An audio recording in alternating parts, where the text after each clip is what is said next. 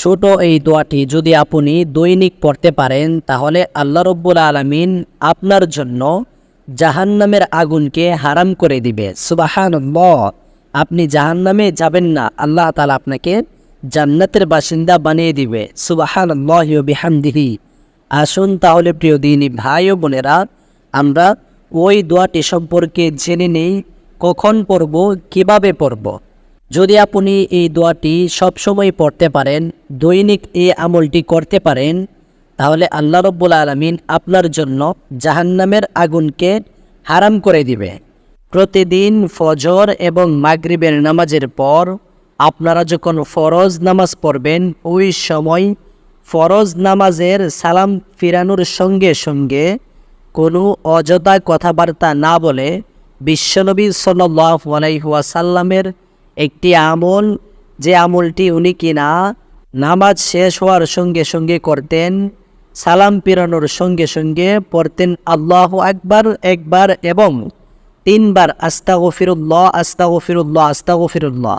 ইস্তিগফার পরে আপনারা এই দোয়াটি পড়বেন, আল্লাহুম্মা আজিরনি মিনান নার, আল্লাহুম্মা আজিরনি মিনান নার, আল্লাহুম্মা আজিরনি মিনান নার। এই দোয়াটি কমপক্ষে 7 বার পাঠ করবেন ফজর এবং মাগরিবের ফরজ নামাজের পর সালাম ফিরানোর সঙ্গে সঙ্গে। তারপরে আল্লাহ তাআলার কাছে দোয়া করবেন। প্রিয় দিনী ভাই ও বোনেরা, যদি আপনারা এই আমলটি সবসময় দৈনিক করতে পারেন, আল্লাহ তাআলা আপনাদের জন্য জাহান্নামের আগুনকে হারাম করে দিবে। সুবহানাল্লাহ। কে চাই জাহান্নামে যেতে? কোনো মানুষ জাহান্নামে যেতে চাই না। এজন্য আমাদের যে আমল, আমাদের যে হায়াত, ওই হায়াতের ইবাদত বন্দিগি দিয়ে আমাদের ইবাদতের যে অবস্থা, আমাদের ইমানের যে অবস্থা, কখনোই এই ইবাদত দিয়ে জান্নাতে যেতে পারবো না। এজন্য সবসময় এই আমলটি করবেন।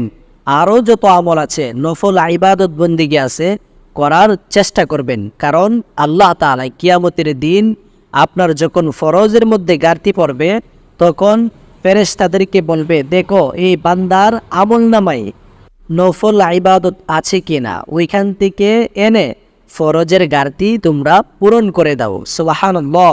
এজন্য নফলের গুরুত্বটা অনেক বেশি।